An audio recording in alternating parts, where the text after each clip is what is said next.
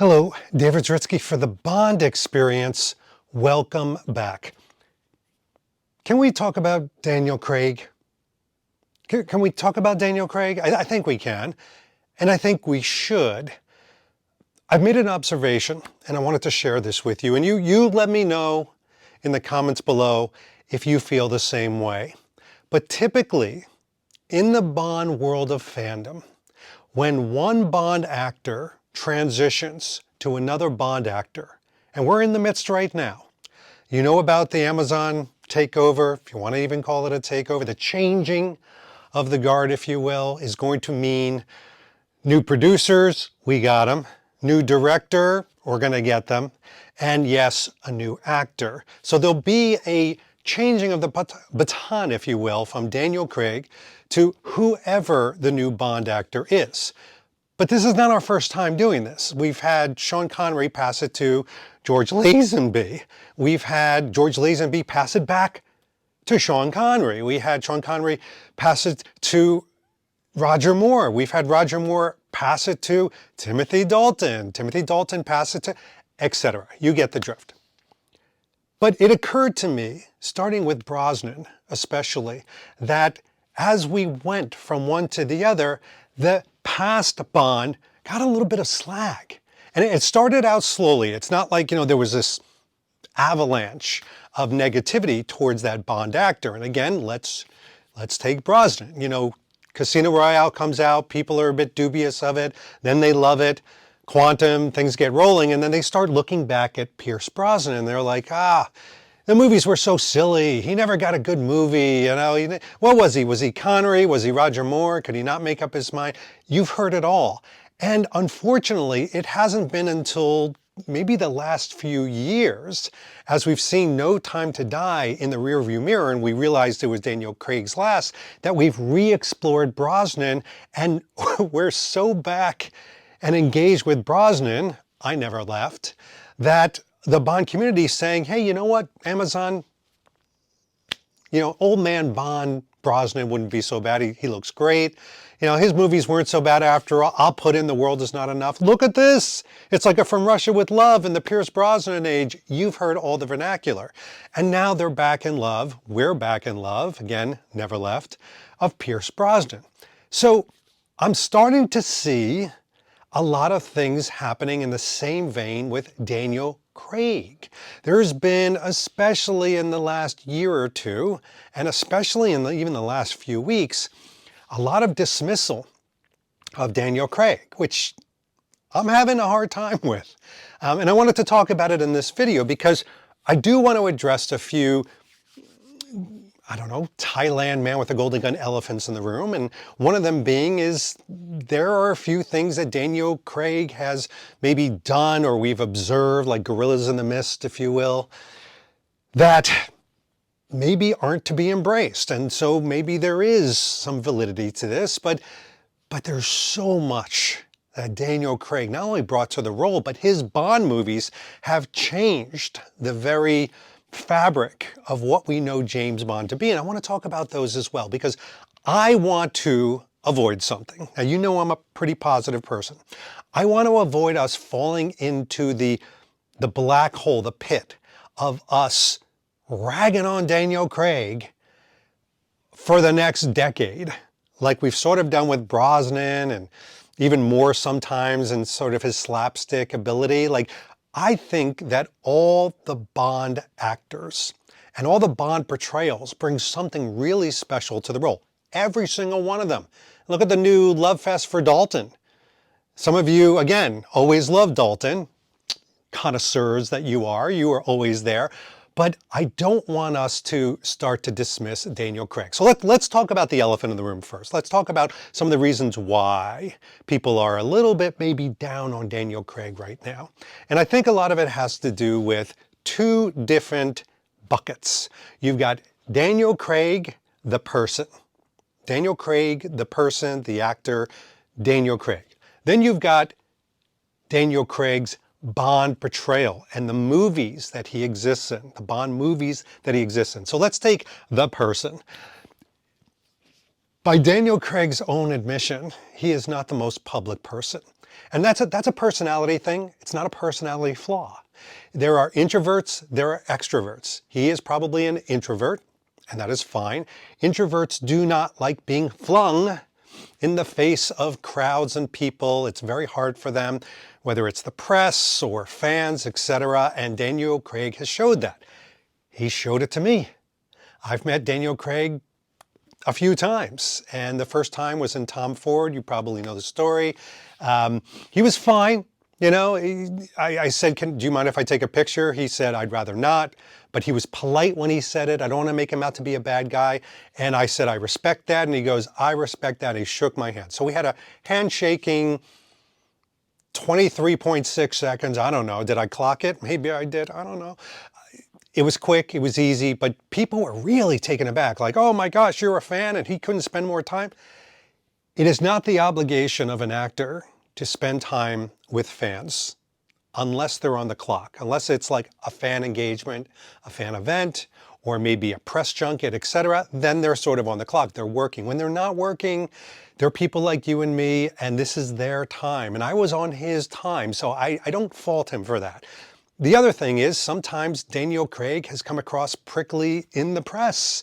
Now, I will say again, first, I'm going to try to cite by my own experiences because I don't want to use speculation or, deflection of others. So when I interviewed him for the press junket of No Time to Die, he was a little standoffish at first. He was. He just was. You could say he was kind of like doing this. And, even to my questions in the beginning, like for the first 23.5 seconds, who was timing? But then once he realized I was going to talk about style and the Bond lifestyle and fashion and engagement, and that I was a fan / journalist as opposed to a journalist / fan, he warmed up. And it turned out to be probably one of the best interviews he had that was cited by some of the people there. And I think it was very natural. And I feel like I got the real Daniel Craig as opposed to somebody acting like Daniel Craig, if you know what I mean. So it took him a moment to warm up. That's just his personality. He is press trained, but he's had slips. Slip, anyone? Like cutting my wrists at the end of filming? That echoed around the world. And, listen, we could say that we took it out of context. Somebody said, hey, you ready to do another film? And he's like, right now? If I just ran a marathon, would you ask me if I want to just pick up and start running again? No.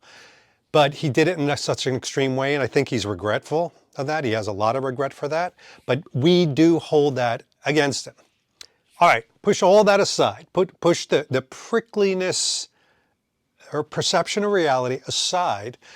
One of the things that I think people haven't gotten to of Daniel Craig, the person, is maybe how much control he has had.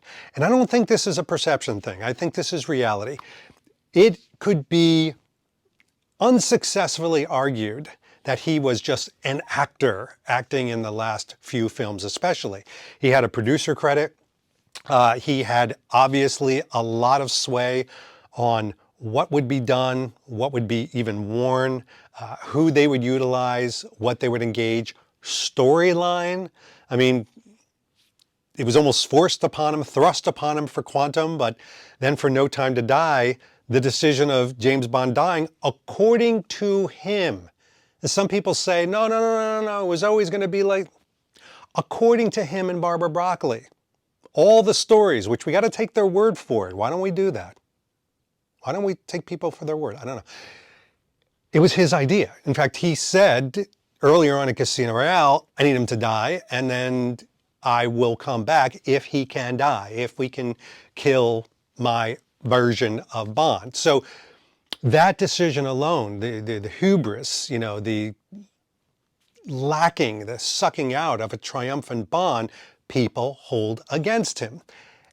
And this is the other thing that, from a control standpoint, people tend to hold against him, is could he have influenced a more dour Bond? And what I mean by a dour Bond is not so much that we don't have a serious Bond film, but that he's not as triumphant. Bond fails a lot. It's this kind of anti-hero, hero, but he stumbles. He throws his gun away at the end of Spectre. All right. At the end of No Time to Die, making pancakes, he's a family man, blows up. All right. These are interesting, non-triumphant, what I call decisions around Bond the character. And so they're assuming that his hand on this could have been very heavy in some of the ways that the person is portrayed, person to character. So it's maybe safe to say that he had at least a hand in those decisions. Now let's swing the pendulum to the films. And people might say, well, I don't like the Daniel Craig films. Some people say that. They'll say, for example, they're a little bit too serious for me. I like the idea of fantasy, but Daniel Craig's films lay the foundation of 2 degrees of separation of the real world. It's too real for me. It's not a man on a mission anymore. It's a story arc that is painted in between movies. It's tethered together like sinew, all these things of why they may not like his portrayal. The other thing is they may not say that he has that look, of Bond. They want the Brosnan, they want the Connery, that Daniel Craig may not have the look of Bond. There are so many reasons, and I could do a whole video just on that. But this is about swinging the pendulum, because despite all of that, I think from what I am grateful for, and I think that we should start to really think about, is we need to have a separation of church and state. We need to have a separation of the actor and the movie and the character portrayal in the movie. And here's why. I'm a fan of Tom Cruise. I don't know if I'm a fan of Tom Cruise, the individual, the Oprah moments, the other moments, some of the things that he said, etc. But damn it, am I going to show up to the cinema for a Tom Cruise movie? I really enjoy them. So I've been able to separate the character of what he portrays in the different movies he does from Tom Cruise himself very successfully. And I've done that with some brands. I've done that with people. I've done that with movies, and it works very well. I'm doing the same thing with Daniel Craig in many ways. Not that I think he's a bad guy in real life or anything like that, but I'm separating that and really thinking about what are the movies that Daniel Craig has brought to me in the world of James Bond. And I am grateful. I am grateful. Look at this. I'm wearing a Spectre shirt right now. I've got the Spectre watch on. I am so grateful that I have these lists, this row of movies that I can appreciate that Daniel Craig has played James Bond in. And I'll tell you why. I think that Daniel Craig brought the badass James Bond. I mean, whether it's what he did in Casino Royale or what he did in Quantum or throughout all the different movies, there's something that you can take out that said, Daniel Craig feels like we are talking to not just a gentleman spy, but an assassin, a secret agent that could easily kill you. Almost, dare I say, intimidating in some fashion. And I think that's a new theme, that's a new thread to weave the story of James Bond that we weren't getting with the other actors' portrayal. So I think Daniel Craig brought something really unique to that factor, the personality of James Bond in how he acts and how he portrays himself in these movies.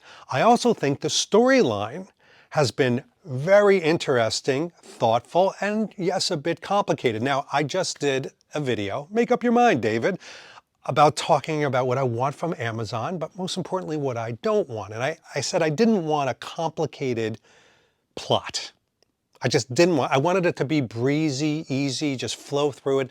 Let me focus on the characters and the triumphant moments. Let me focus on that. But Daniel Craig did bring a more complicated approach to the bad guys, to the way they're connected. And I enjoyed exploring those. Just because I want Amazon to move on to different types of James Bond films doesn't mean I can't look back